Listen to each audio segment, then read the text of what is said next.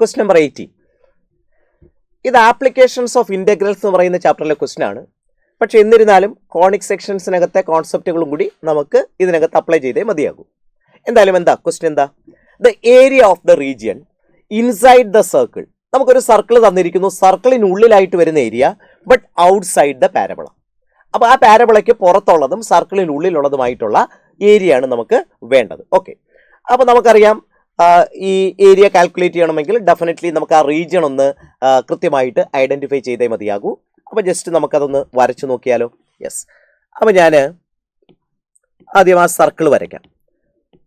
നോക്കി, circle centre of the circle എന്താ? 2√3,0. അവിടെയല്ലേ സർക്കിളിൻ്റെ സെൻറ്റർ വരിക. അതുപോലെ തന്നെ സർക്കിളിൻ്റെ റേഡിയസ് എന്ന് പറയുന്നത് √12. √12 എന്ന് പറയുന്നത് 2√3 തന്നെയാണല്ലോ.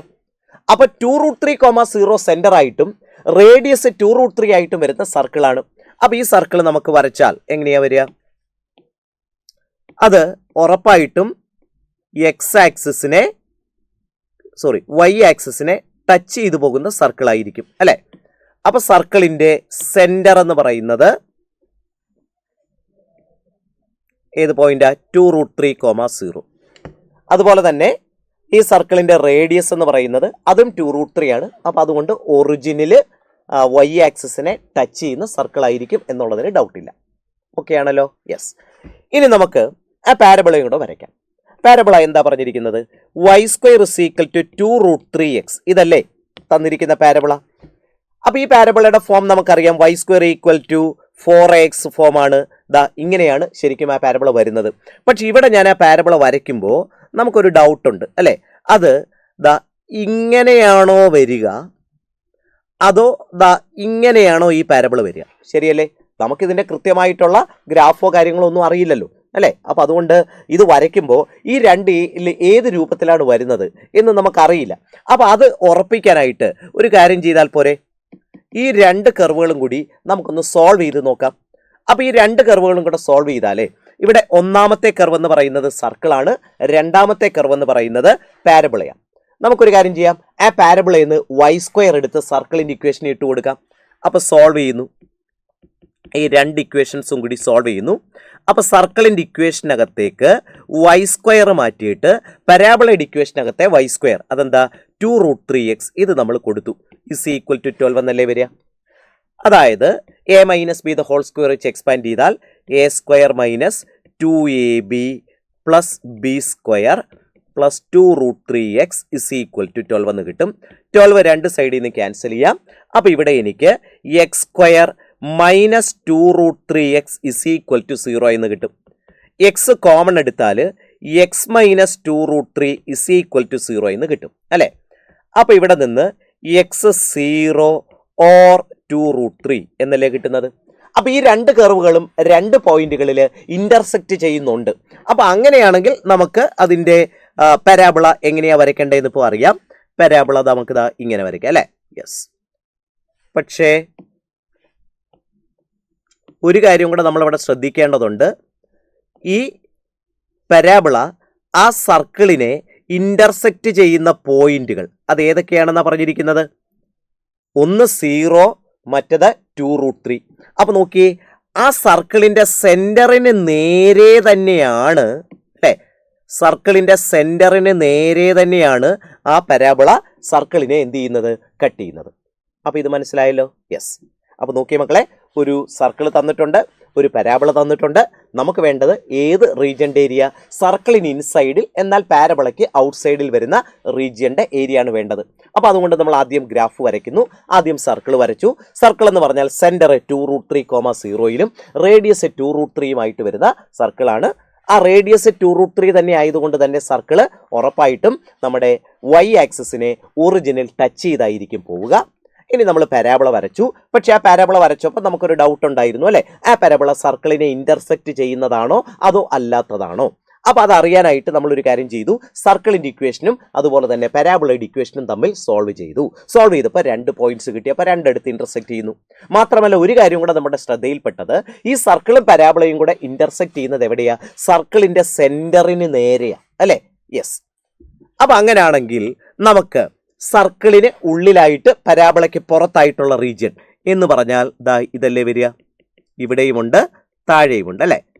ഈ ഷെയ്ഡ് ചെയ്തിരിക്കുന്ന റീജിയന്റെ ഏരിയ ആണല്ലോ നമുക്ക് ശരിക്കും വേണ്ടത്.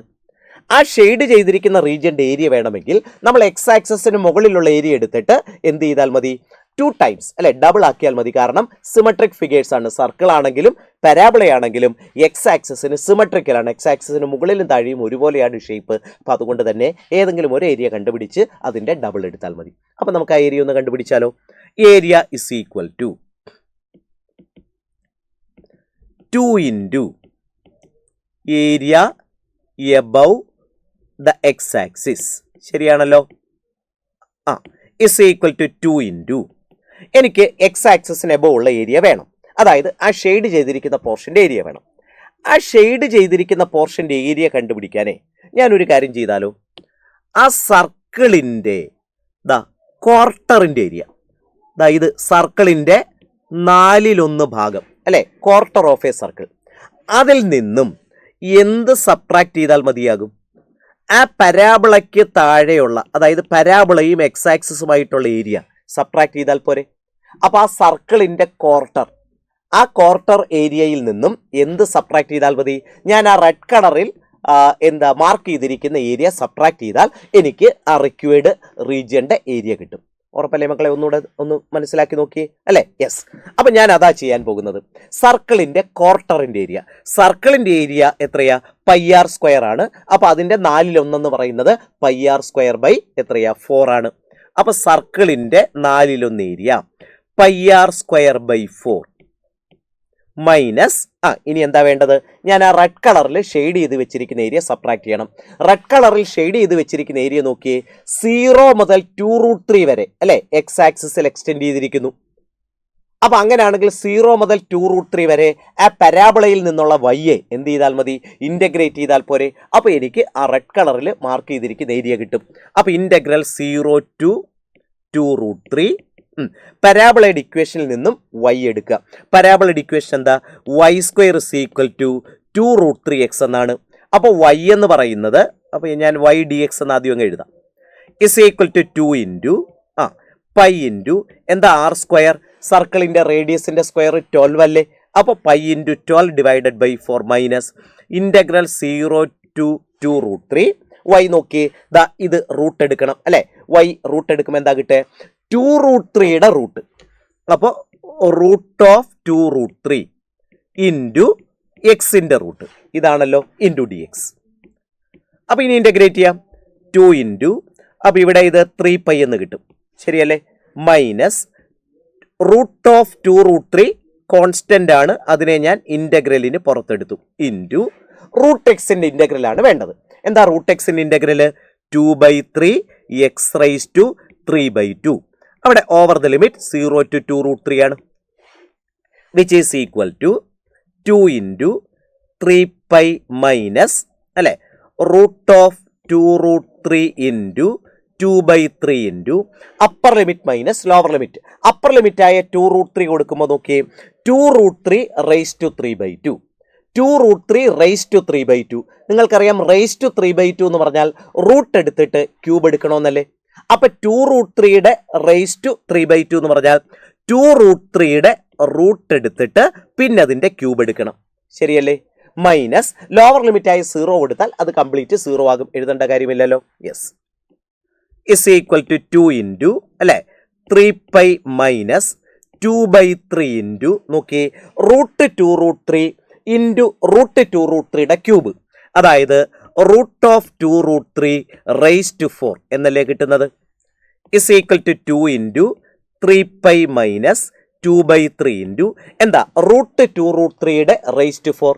റേസ് ടു 4 എന്ന് പറഞ്ഞാൽ സ്ക്വയറിന്റെ സ്ക്വയർ എന്നല്ലേ അല്ലേ. അപ്പൊ റൂട്ട് 2√3യുടെ സ്ക്വയർ എടുക്കുമ്പോൾ 2√3 ആകും.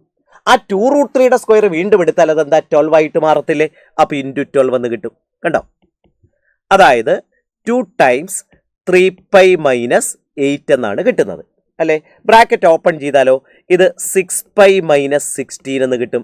സോ ശരിക്കും നമ്മുടെ ആൻസർ 6π മൈനസ് 16 ആണ്. അപ്പം അങ്ങനെ ഏത് ഓപ്ഷനാണ് വരുന്നത്? 6π മൈനസ് 16 എന്ന് ഓപ്ഷൻ 3 ആണ് വന്നിരിക്കുന്നത്. സോ ഓപ്ഷൻ 3 ആണ് ഇവിടുത്തെ കറക്റ്റ് ആൻസർ.